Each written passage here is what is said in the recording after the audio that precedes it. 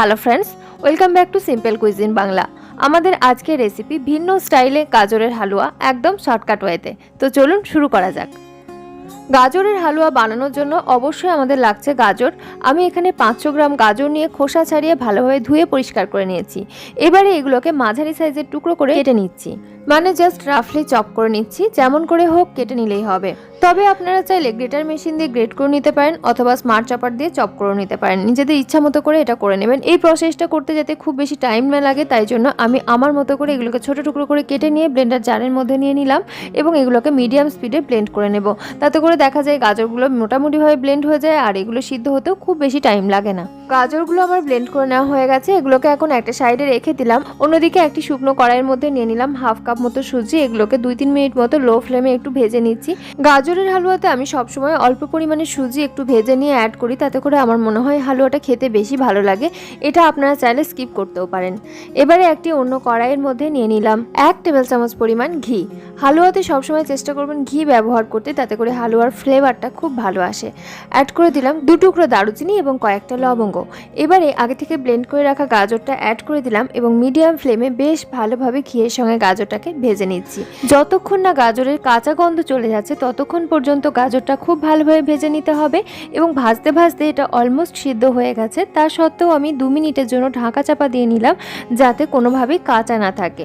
গাজর আমাদের পুরোপুরিভাবে কুক হয়ে গেছে। এবারে এর সঙ্গে অ্যাড করে দিচ্ছি 200 গ্রাম পরিমাণ চিনি, কিছু কুচিয়ে রাখা কাজু এবং কয়েকটা কিশমিশ। এগুলোকে খুব ভালোভাবে মিশিয়ে নিচ্ছি। চিনি সম্পূর্ণভাবে গলে যাওয়া পর্যন্ত নাড়াচাড়া করে মিশিয়ে নিতে হবে এবং চিনি থেকে জল ছাড়তে শুরু করবে। সেই জলটা পুরোপুরিভাবে শুকিয়ে আসলে এই পর্যায়ে অ্যাড করে দিচ্ছি 1 কাপ পরিমাণ ফুল ক্রিম মিল্ক এবং মিল্কটাও খুব ভালোভাবে গাজরের সঙ্গে মিশিয়ে নিচ্ছি। এই পর্যায়ে ফ্লেমটা আমি মিডিয়াম টু হাইয়ের দিকে করে দিয়েছি। মিল্ক পুরোপুরিভাবে মিশে গেলে এই পর্যায়ে অ্যাড করে দিচ্ছি আগে থেকে ভেজে রাখা সুজি। সুজির পরিমাণটা খুব বেশি অ্যাড করা যাবে না। আমি এখানে 1/4 কাপ সুজি অ্যাড করেছি। আপনারা চাইলে ম্যাক্সিমাম হাফ কাপ পর্যন্ত সুজি অ্যাড করতে পারেন, আবার চাইলে সুজিটা স্কিপ করতে পারেন। সুজি সহ গাজর সবকিছু খুব ভালোভাবে কুক হয়ে গেছে।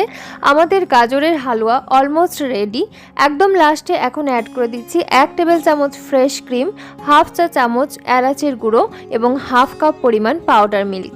এই 3টি উপকরণ খুব ভালোভাবে মিশিয়ে নিচ্ছি এবং তাহলেই রেডি হয়ে গেল আমাদের গাজরের হালুয়া। আজকের হালুয়াতে আমি যে উপকরণগুলো অ্যাড করেছি এগুলো আপনারা নিজেদের পছন্দ মতো অ্যাড করবেন, আর যদি কোনো উপকরণ পছন্দ না হয় তাহলে সেটা স্কিপ করতেও পারেন। তবে হ্যাঁ, গাজর, চিনি এবং মিল্ক এই 3টে উপকরণ অবশ্যই লাগবে। তৈরি হয়ে গেল আমাদের উইন্টার স্পেশাল সুস্বাদু স্বাস্থ্যকর গাজরের হালুয়া। আর দেখলেন তো, একদমই অন্যরকম পদ্ধতিতে ভীষণ সহজভাবে তৈরি করে দেখালাম। আশা করছি রেসিপিটি আপনাদের ভালো লেগেছে। রেসিপি ভালো লাগলে অবশ্যই বাড়িতে একবার ট্রাই করে দেখবেন। উপর থেকে কিছু পিস্তা কুচি ছড়িয়ে আজকের গাজরের হালুয়া আমি সার্ভ করেছি গরম গরম। আপনাদের যদি গরম ভালো না লাগে তাহলে অবশ্যই ঠান্ডা করে তারপরে পরিবেশন করবেন।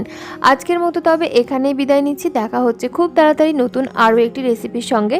সকলে খুব ভালো থাকবেন, সুস্থ থাকবেন। ধন্যবাদ।